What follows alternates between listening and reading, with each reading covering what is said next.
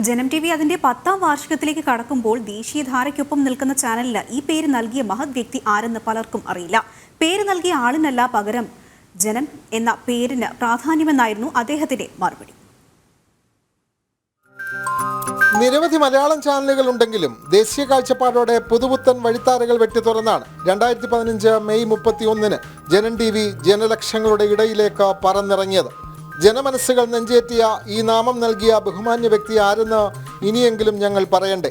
പേരിലേക്കെത്തിയ കഥ പേരിനുടമയായ മിസോറാം മുൻ ഗവർണർ കുമ്മനം രാജശേഖരൻ തന്നെ പറയട്ടെ. അപ്പോൾ അങ്ങനെ ഒരു ചാനൽ വേണം എന്ന് ചർച്ച നടക്കുമ്പോഴും എന്തായിരിക്കണം അതിൻ്റെ പേര് എന്നുള്ളത് ആണ് മുളച്ചു നിന്നിരുന്ന ഒരു പ്രശ്നം. പേര് കൊടുക്കുമ്പോൾ തീർച്ചയായിട്ടും ഈ പറയുന്ന അവഗണിക്കപ്പെട്ടു പോയ ഒരു ജനസമൂഹത്തിൻ്റെ ശബ്ദമായി മാറണമെങ്കിൽ അതുമായി ബന്ധപ്പെട്ട ഒരു പേരായിരിക്കണം ഉണ്ടാകേണ്ടത്. നിരവധി പേരുകൾ മുന്നിൽ വന്നു. പല പേരുകളും ഒക്കെ പലപ്പോഴും നമ്മൾ ക്ലീഷേ എന്നൊക്കെ പറയല്ലേ എന്ന് പറയുന്നവരുടെ പേരുകളാണ്. അതുകൊണ്ടൊന്നും ആരും തൃപ്തരായില്ല.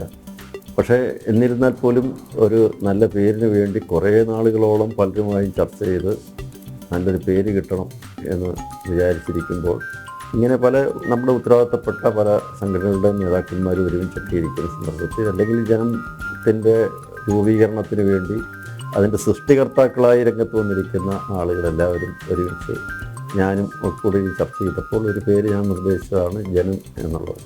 അത് ഞാൻ പറഞ്ഞു എന്നുള്ളത് കൊണ്ട് അത് അറിയപ്പെടണമെന്ന് ഞാൻ ഒട്ടും ആഗ്രഹിച്ചിട്ടില്ല. ഈ കഴിഞ്ഞ 9 വർഷവും ഞാനിത് അങ്ങനെ ഒരു പേര് പറഞ്ഞതൊന്നും ആരോടും പറഞ്ഞിട്ടുമില്ല. ഇതെങ്ങനെയാണ് മനസ്സിലാക്കിയതെന്നും എനിക്കറിഞ്ഞുകൂടാ. ഞാൻ പറഞ്ഞു എന്നുള്ളതിന് യാതൊരു പ്രാധാന്യവും അതിനില്ല. പക്ഷേ ആ പേരിന് പ്രാധാന്യമുണ്ട്. ആ പേര് വളരെ പ്രസക്തമാണ്, പ്രധാനപ്പെട്ടൊരു കാര്യമാണ്. കാരണം ഇന്ന് അവഗണിക്കപ്പെട്ടു പോകുന്ന ജനങ്ങളുടെ ശബ്ദമാണ്, ജനവികാരമാണ്. ഇപ്പോൾ നമുക്കറിയാമല്ലോ, ഇപ്പോൾ ഒരു പ്രധാനമന്ത്രിക്ക് പോലും ഇവിടെ വേണ്ടപ്പാറയിൽ പോയി ഒന്നിരിക്കാൻ ധ്യാനനിരതനാകാൻ പറ്റില്ല.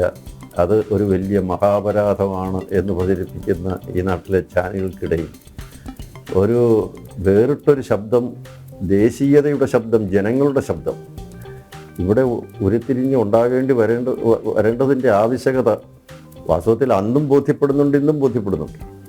ബോധ്യപ്പെടുത്തുന്നതിന് ഒരു കുറവും വന്നിട്ടില്ല. പക്ഷേ ജനം വന്നതോടുകൂടി ഒരു വലിയ വിശാലമായ സ്പേസ് നമുക്ക് ലേക്ക് കടന്നിറങ്ങി ചെല്ലാൻ സാധിച്ചു. ജനകീയമായി ജനത്തിന് ആശംസകൾ നേരാനും കുമ്മനം മറന്നില്ല. ജനം, തിരുവനന്തപുരം.